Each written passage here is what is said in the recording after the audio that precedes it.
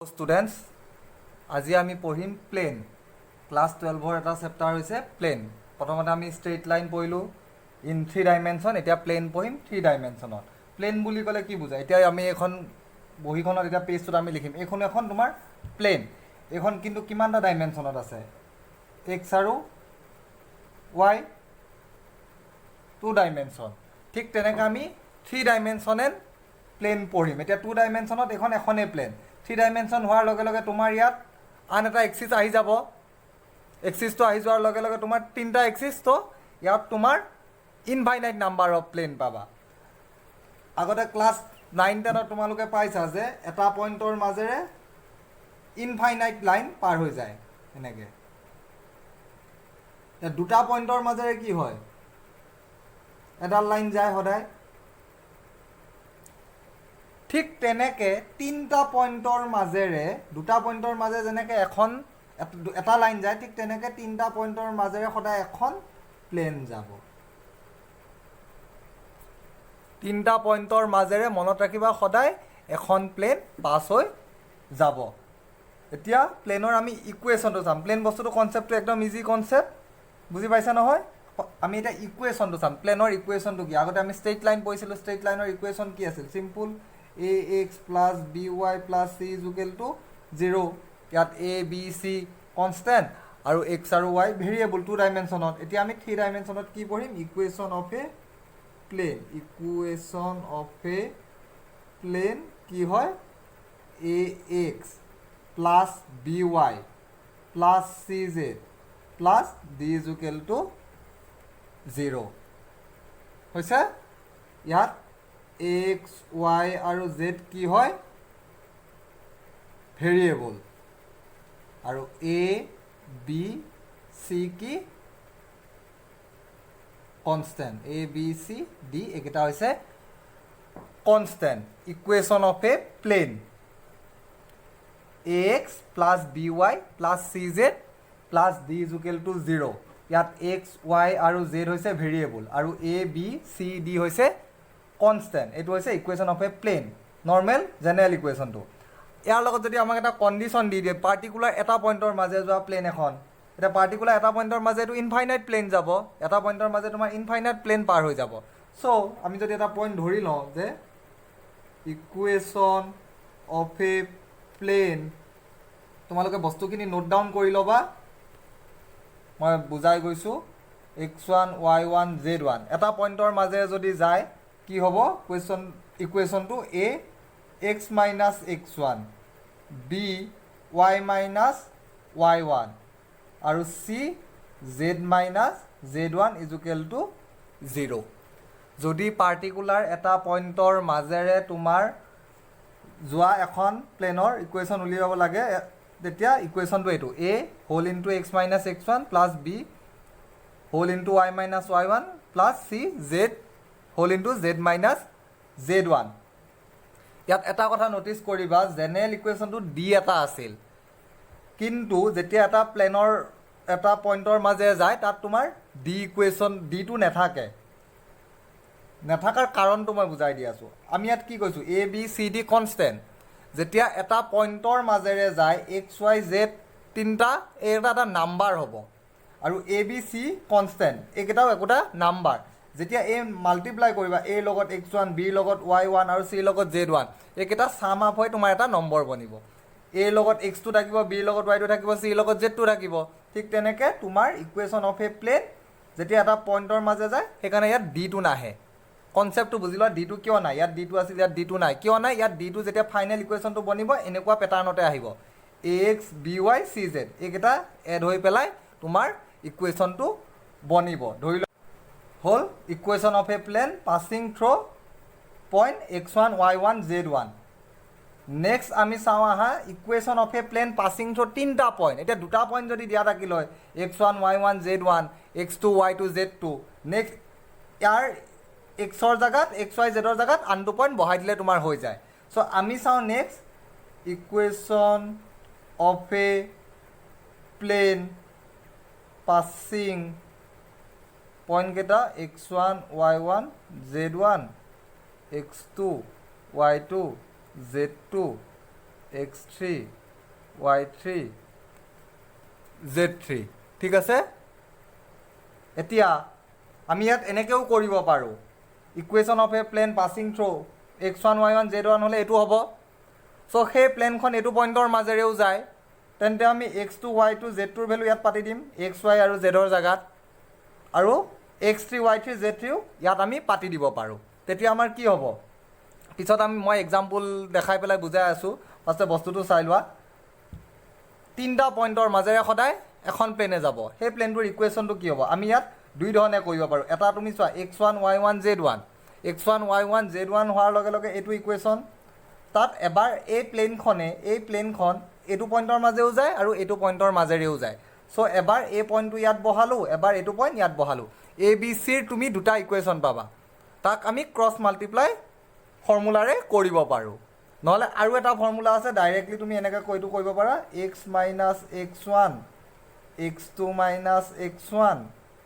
x3 minus x1 y minus y1 y2 minus y1 তাৰপিছত কি হ'ব তোমাৰ y3 মাইনাছ y1 তাৰপিছত z minus z1 z2 minus z1 z3 minus z1 equal to 0 এইটো এটা matrix এই মেট্ৰিক্সটো ছল্ভ কৰি ইকুৱেল টু 0 তাৰপিছত তুমি ইকুৱেশ্যনটো পাব পাৰা এনেকৈও কৰিব পাৰা তেনেকৈও কৰিব পাৰা এক্সাম্পল এটা দেখালে তোমালোকে বস্তুটো ক্লিয়াৰ হ'ব এতিয়া বস্তুটো বুজি পাইছা ইকুৱেশ্যন অফ এ প্লেন এইটো নৰ্মেল জেনেৰেল ফৰ্মুলাটো তাৰপিছত যদি এটা পইণ্টৰ মাজে যায় পইণ্টৰ হ'লে ইকুৱেশ্যনটো এইটো হয় আৰু যেতিয়া দুটা পইণ্ট দিয়া থাকিব তিনিটা পইণ্ট দিয়া থাকিব তেতিয়া এইটো ইকুৱেশ্যন আমি ইয়াক দুই ধৰণেও কৰিব পৰা যায় আমি কুৱেশ্যন এটা চাওঁ আহা find the equation of a plane passing through তিনিটা point A 2 2 minus 1 B 3 4 2 and C 7 0 6 তোমালোকে কুৱেশ্যনটো নোট ডাউন কৰি লোৱা মই নেক্সট পেজত এইটো কৰি আছোঁ যে find the equation of a plane passing through the point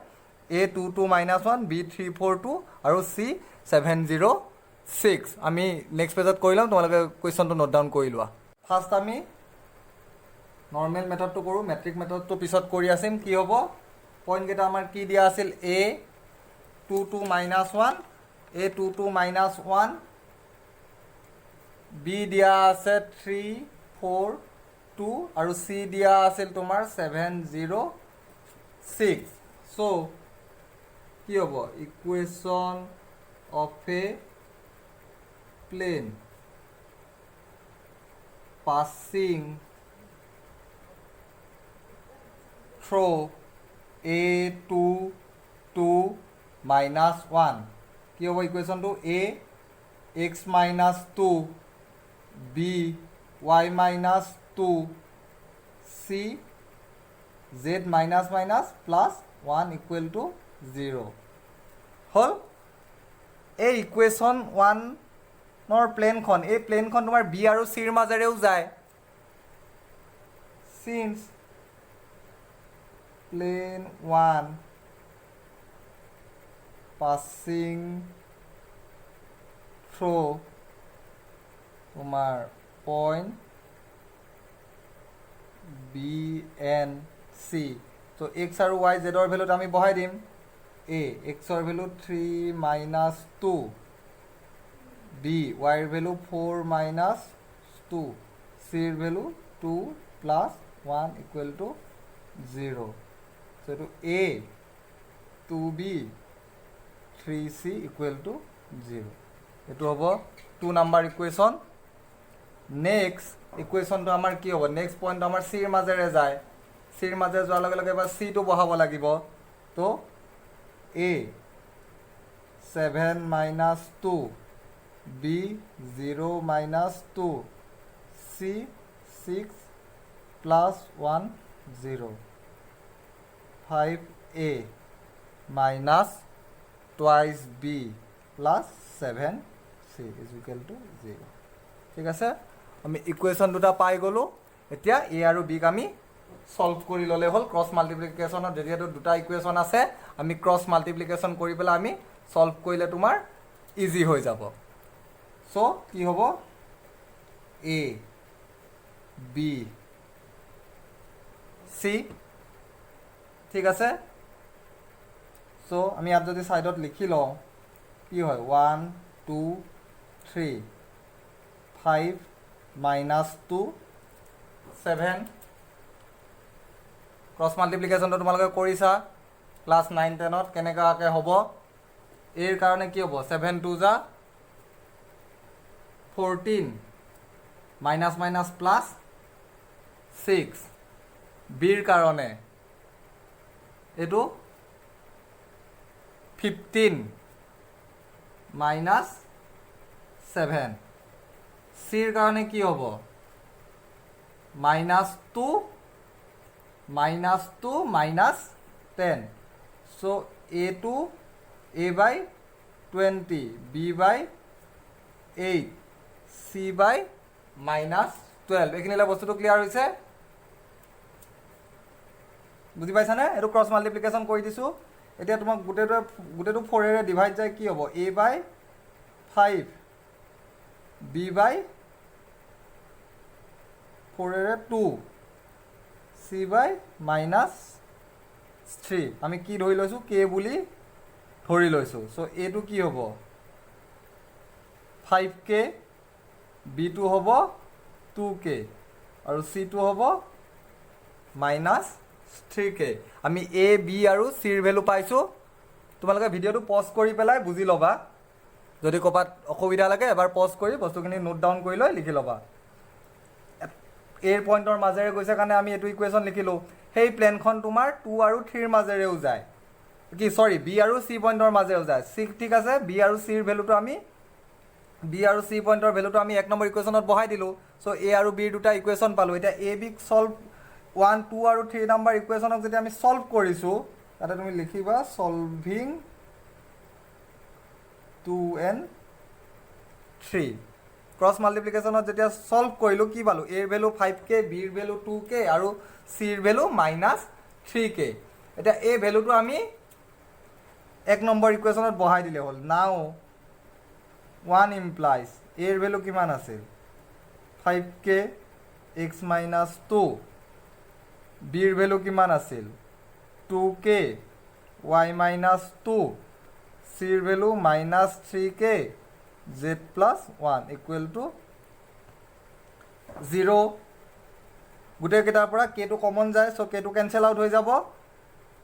কি হ'ব 5x minus 2 2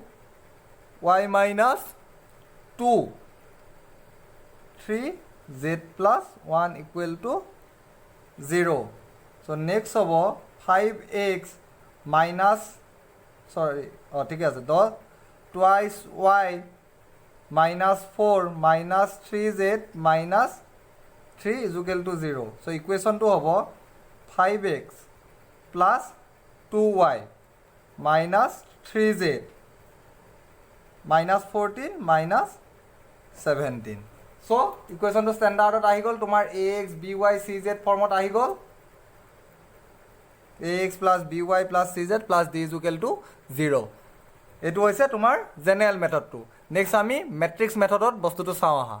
matrix method use কৰিলে তিনিটা পইণ্ট আছে আমি যদি এইটোক x1 y1 z1 ধৰোঁ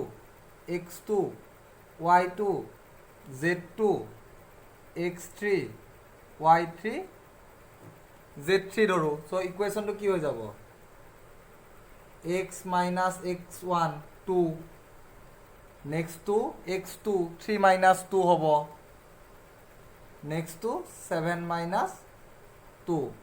y minus y1 2 4 minus 2 0 minus 2 ঠিক তেনেকৈ z এইটো এইটো মাইনাছ 1 আছিল z minus of minus plus 1 next হ'ব কি 2 প্লাছ 1 next হ'ব 6 plus 1 equal to 0 x minus 2 1 5 y minus 2, 2 minus 2, z plus 1, 3, 7. ঠিক আছে? এতিয়া এটোৰ যদি ডিটাৰমিনেন্ট উলিয়াও কি হ'ব? x minus 2 এটো কি হ'ব? 14 minus minus plus 6 plus y minus 2 এটো কি হ'ব? 15 minus 7 z plus 1 এটো কি হ'ব? minus 2 minus 10 equal to 0.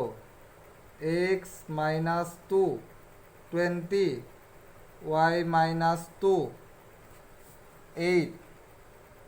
z plus 1 minus 12 equal to 0. কি হ'ব? 20x minus 40 plus 8y minus 16 minus 12z minus 12 equal to 0. 20x plus 8y minus 12z এটো হ'ব তোমাৰ 1456 14 plus 10 50 56 56 minus 68 is equal to 0. প্ৰত্যেকৰ পৰা যদি 4 টো কমন যায় এটো কিমান হ'ব? 5x twice y minus 3z minus 17 equal to 0. তোমালোকে এতিয়া যেটো ৰুল ইজি পোৱা হেতু ৰুলত তোমালোকে কৰিলেই হ'ল। এইখিনিলৈকে আমি এতিয়ালৈকে যি শিকিলো কাৰ্টেছিয়ান ইকুৱেশ্যনত। আমি নেক্সট ভিডিঅ'টোত ইয়াৰ ভেক্টৰ ইকুৱেশ্যনত প্লেনৰ কেনেকৈ নিউমাৰিকেল কৰে বা প্লেনৰ ইকুৱেশ্যন কি আমি ইয়াৰ নেক্সট ভিডিঅ'টোত চাম। এইখিনিলৈকে তোমালোকে বুজি লোৱা, নোট ডাউন কৰি লোৱা। আজিলৈকে এইখিনিতে সামৰিছোঁ। Thank U.